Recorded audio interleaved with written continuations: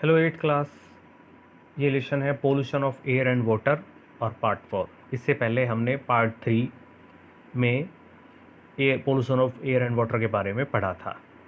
आज हम पढ़ेंगे हमारा नेक्स्ट आर्टिकल जो कि है ग्रीन हाउस इफ़ेक्ट।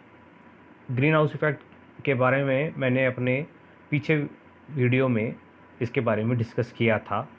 इसमें मैंने कहा था कि कार्बन डाइऑक्साइड गैस है वो क्या करती है, वो हीट को अलाउड करती है अपने पास।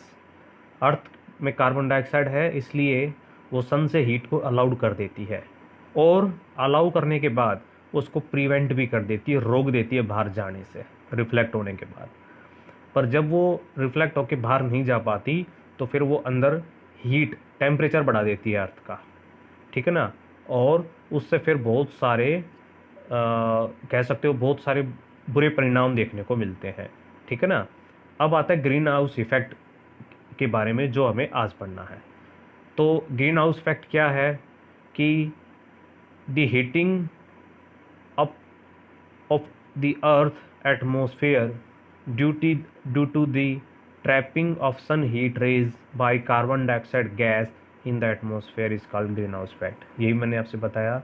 अर्थ के तापमान में वृद्धि होना किस वजह से, अर्थ किस वजह से, हीट को ट्रैप करने की वजह से, मतलब कि जो हीट थी उसको पकड़ लेने की वजह से, किसकी वजह से, कार्बन डाइऑक्साइड की वजह से, किसके अंदर, एटमॉस्फेयर के अंदर, क्या कहलाया जाता है, ग्रीन हाउस इफेक्ट कहलाया जाता है। डायग्राम में देखिए आपको अच्छी तरह से समझ में आएगा। ये सन है और यहाँ से हीट रेज आ रही हैं, तो ये आपका ओजोन लेयर है। तो कार्बन डाइऑक्साइड क्या करेगी, रिफ्लेक्ट होके जाएगी नहीं, सीधी अंदर ही रह जाएगी, है ना। कार्बन डाइऑक्साइड उसको जाने देगी, अंदर ही रह जाएगी। इससे अर्थ का टेम्परेचर क्या हो जाता है, बढ़ जाता है, ठीक है ना। और अर्थ का टेम्परेचर बढ़ जाने की वजह से बहुत सारे दुष्परिणाम है ना, वो हम आगे जाके पढ़ेंगे क्या होगा यदि ग्लोबल वार्मिंग होती है और क्या किया जा सकता है ठीक करने के लिए, ये सभी चीज़ें पढ़ेंगे। अब देखिए, तो आप ये कहेंगे कि सर कार्बन डाइऑक्साइड यदि ना हो तो ये प्रॉब्लम ठीक हो सकती है, तो हम कहेंगे नहीं, कार्बन डाइऑक्साइड का भी होना एनवायरनमेंट में बहुत ज़्यादा ज़रूरी है। इसके दो रीज़न है। एक तो सबसे बड़ी बात, प्लांट प्लांट को आप जानते हैं कार्बन डाइऑक्साइड अपना खाना बनाने के लिए चाहिए होती है ड्यूरिंग फोटोसिंथेसिस, है ना। प्रकाश संश्लेषण में जिस में कार्बन डाइऑक्साइड चाहिए होती है अपना खाना बनाने के लिए।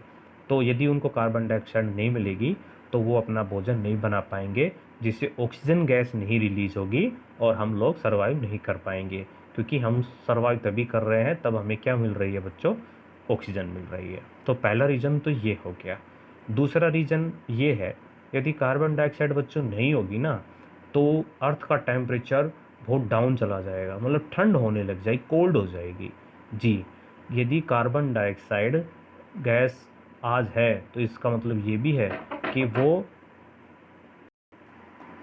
तो कोल्ड हो जाएगी, ठीक है। और उस कोल्ड पे हम और प्लांट सर्वाइवल नहीं कर पाएंगे और हम लोग यहाँ से एग्जिस्ट जो कर रहे थे वो एग्जिस्ट भी नहीं करेंगे, ठीक है ना। तो कार्बन डाइऑक्साइड एनवायरनमेंट में होना बहुत ज़रूरी है, इससे एक टेम्परेचर बना रहता है, ठीक है ना। क्योंकि इतने कम, बेटा हम ज़्यादा हाई टेम्परेचर पे भी सर्वाइव नहीं कर सकते और ज़्यादा कम टेम्परेचर पे भी सर्वाइव नहीं कर सकते। तो एक बैलेंस टेम्परेचर बनाने के लिए कार्बन डाइऑक्साइड का बैलेंस होना भी बहुत ज़्यादा ज़रूरी है। पहले के समय में क्या था, कार्बन डाइऑक्साइड इतनी नहीं थी, ठीक है ना, तो इसलिए टेम्परेचर भी एक सही था।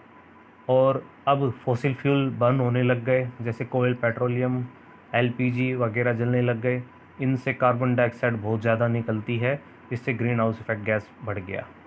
इससे रीज़न क्या हुआ, टेम्परेचर भी बढ़ गया। और टेम्परेचर बढ़ने से, है ना, आप देख रहे हैं कितनी ज़्यादा गर्मी होने लग गई। तो ये उसी का ही रीज़न है, ठीक है ना, क्योंकि पॉपुलेशन भी बढ़ती जा रही है। तो इसके बहुत सारे दुष्परिणाम हो सकते हैं कि क्या होगा यदि कार्बन डाइऑक्साइड बढ़ती जाए, ठीक है ना। तो ये चीज़ें हम आगे डिस्कस करने वाले हैं। इसमें बस इतना ही बताना था आपको कि किस तरह से ग्रीन हाउस इफेक्ट काम करता है, ये मैंने अभी आपको ऊपर डायग्राम में बताया। चलिए नेक्स्ट है ग्लोबल वार्मिंग। ग्लोबल वार्मिंग क्या है? The undue rise in the temperature of earth atmosphere due to excessive greenhouse effect produce by increasing amount of carbon dioxide in the atmosphere.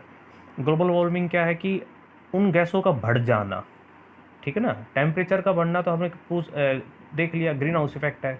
पर यदि वो gas हैं जो आपके green house effect में आती हैं, तो उससे क्या होता है? टेम्परेचर बढ़ जाता है। The undue rise in the temperature of earth atmosphere due to excessive greenhouse effect produce by increasing amount of carbon dioxide in the atmosphere called global warming. मतलब कि कार्बन डाइऑक्साइड का बहुत ज़्यादा हो जाना, जिससे उस अर्थ का टेम्परेचर बढ़ जाता है, ठीक है ना, क्या कहलाया जाता है? Global warming. और global warming is harmful to us in following ways. तो देखिए, दो चीज़ें समझनी है आपको। एक तो ग्रीन हाउस इफेक्ट क्या होता है। क्या होता है ग्रीन हाउस इफेक्ट? कि जब सन रेज आती हैं तो वो अर्थ में ही रह जाती हैं, वो टकरा के वापस नहीं जाती, वो ग्रीन हाउस इफेक्ट है। ग्लोबल वार्मिंग क्या है? अब वो जा नहीं पाती, जिससे अर्थ का टेम्परेचर बढ़ जाता है, ठीक है ना, वो ग्लोबल वार्मिंग है। तो देखिए, अब मैं आपसे वो वेज बताता हूँ कि क्या क्या नुकसान हो सकते हैं। पहला है बच्चों, global warming can cause sea level to rise dramatically. देखिए, कहता ये है, मैं अंडरलाइन कर देता हूँ बच्चों, global warming can cause sea level to rise dramatically. इसका मतलब ये है कि ग्लोबल वार्मिंग से क्या होगा कि जो समुद्र के अंदर जो पानी है ना, वो बढ़ जाएगा एकदम। कैसे? देखिए, जैसे ही ग्लोबल वार्मिंग होगी तो टेम्परेचर बढ़ जाएगा, तो जो ग्लेशियर हैं, बर्फ़ के जो पहाड़ हैं, वो पिघलेंगे, और बर्फ़ से एकदम पिघलेंगे तो पानी का सी लेवल है वो एकदम बढ़ जाएगा ना, एकदम बहुत सारा पानी आ जाएगा। और ये जो लो लाइंग एरियाज़ हैं, जो मतलब समुद्र तल से जिनकी ऊंचाई कम है, ये उनको डुबो देगा। उसका सबसे बढ़िया उदाहरण है हमारा ही देश है, गंगोत्री ग्लेशियर, ठीक है ना। Gangotri glacier in the Himalayas, ये हिमालय के अंदर पड़ता है, ये यहाँ से पढ़ रहा हूँ मैं। In our country the Gangotri glacier in the Himalayas has started melting because of global warming की वजह से।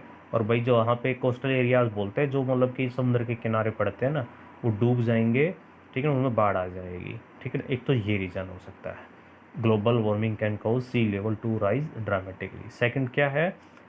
Global warming can reduce rainfall in some areas of earth leading to drought excessive shortage of water. मतलब कि draft का मतलब होता है जहाँ पानी की कमी, सूखा जिसे आप बोलते हो।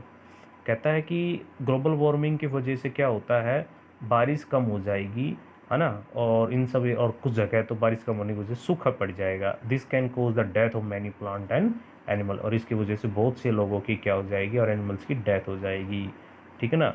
Global warming is a serious threat to the existence of life on earth. ये बहुत ही मतलब सीरियस थ्रेट है बच्चों, ठीक है ना। किसके लिए? लाइफ के लिए, हमारी अर्थ पे। Global warming has become a major concern of all government of the world because an increase in the earth atmosphere. ग्लोबल वार्मिंग एक अहम मुद्दा बना हुआ है सभी गवर्नमेंट्स के लिए, जितने भी वर्ल्ड्स में गवर्नमेंट है, सभी इस पे सोच रही हैं। क्योंकि यदि 0.5 डिग्री सेल्सियस भी बढ़ता है ना, तो उसके बहुत सारे दुष्परिणाम हो सकते हैं। Many countries have already reach an agreement. कुछ देश ने तो एग्रीमेंट ही कर लिया है कि वो ग्रीन हाउस के अंदर जो गैसेस हैं उनको कम कर देंगी, है ना। इसके लिए एक एग्रीमेंट बनाया गया है, ये एग्रीमेंट आप नोट कर लीजिएगा, क्योटो प्रोटोकॉल एग्रीमेंट। ये आता है कई बार, क्योटो, मैं इसको थोड़ा सा और डार्क कर देता हूँ, बड़ा कर देता हूँ, Kyoto protocol is such an agreement. ये एक एग्रीमेंट है बच्चों, ठीक है ना, जिसके अंदर क्या किया गया है कि जो ग्रीन हाउस के अंदर जो गैसेज आती है ना, इनके इमिशंस को कम करने के लिए कहा गया है कि भैया आप कम करेंगे। तो इसमें जो जो देश अपनी सहमति दिखा रहा है कि भाई हम कर लेंगे, उन्होंने एक अपना एग्रीमेंट बना लिया, ठीक है ना। इससे क्या होगा कि इससे ग्रीन हाउस इफेक्ट गैस से कम हो जाएगा, जिससे ग्लोबल वार्मिंग कम देखने को मिलेगी। दूसरा है, अब ये बड़ा इम्पोर्टेंट है, ग्रीन हाउस गैस कौन कौन सी हैं। देखिए, बड़ा ही ज़्यादा इम्पोर्टेंट है, इसको ध्यान से देखिए। तो पहली है कार्बन डाइऑक्साइड, है ना, पहली है कार्बन डाइऑक्साइड, दूसरी है मीथेन, थर्ड है नाइट्रस ऑक्साइड, फोर्थ है क्लोरोफ्लोरोकार्बन CFC, फिर है वाटर वेपर, ठीक है ना। ये सभी क्या है?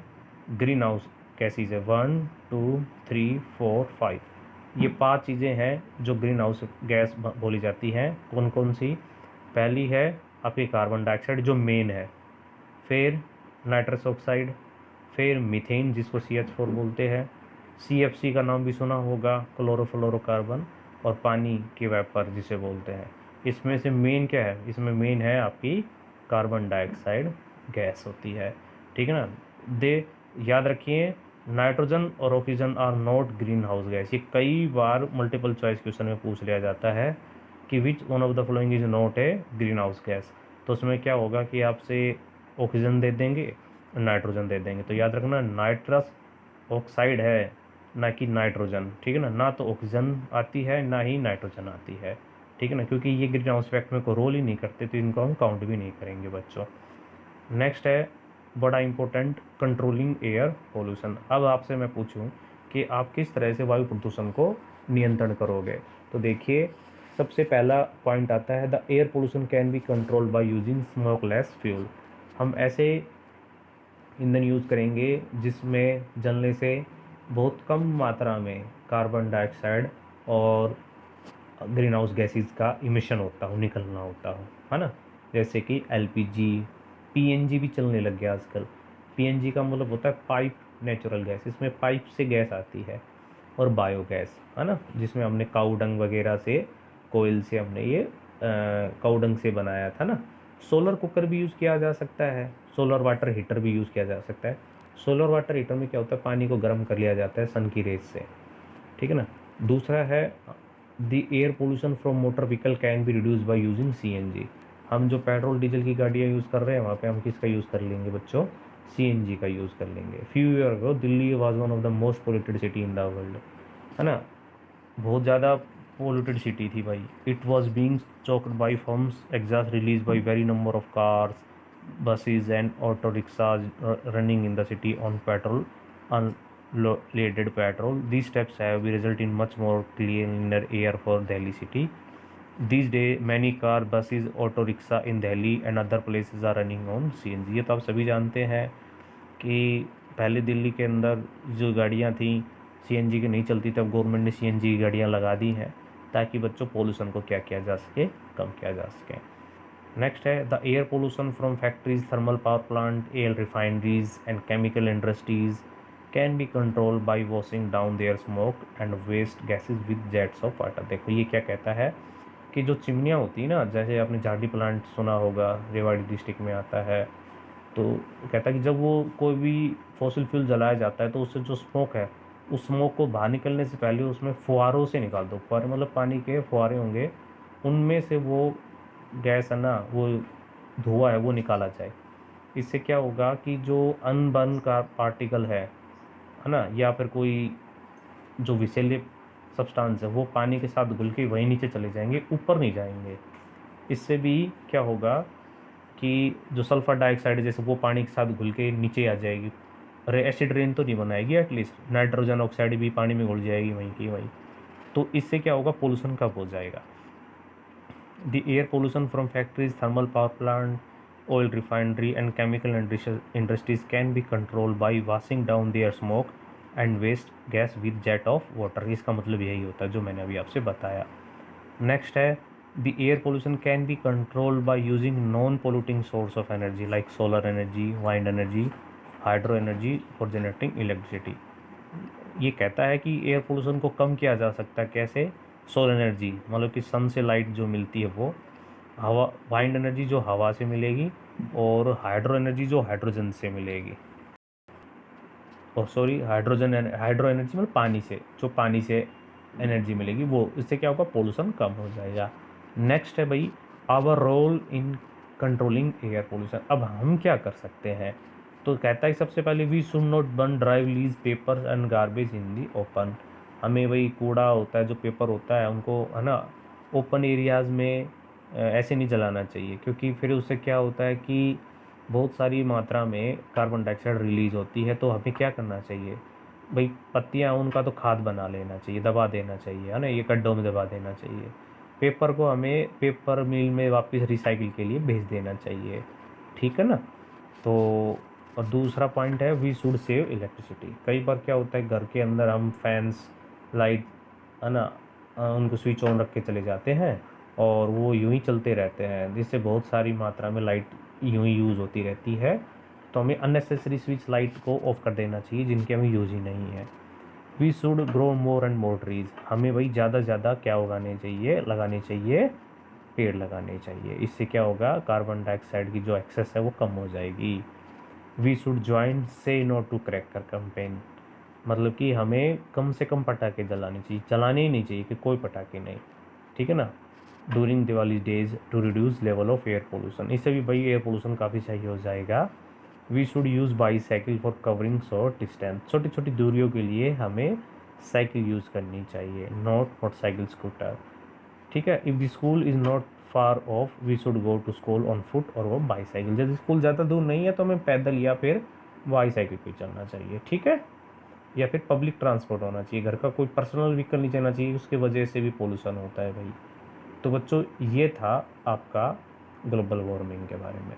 नेक्स्ट वीडियो में हम पढ़ेंगे बच्चों वाटर पोल्यूशन। तो अब तक हमने इस लेसन में pollution of air and water पढ़ा ना, तो हमने एयर के बारे में पढ़ लिया है, जिसमें अपने ग्लोबल वार्मिंग, एसपीएम, है ना, ग्रीन हाउस इफेक्ट, इनके बारे में पढ़ा और हम इंडिविजुअल लेवल पे क्या क्या कर सकते हैं ये भी देखा।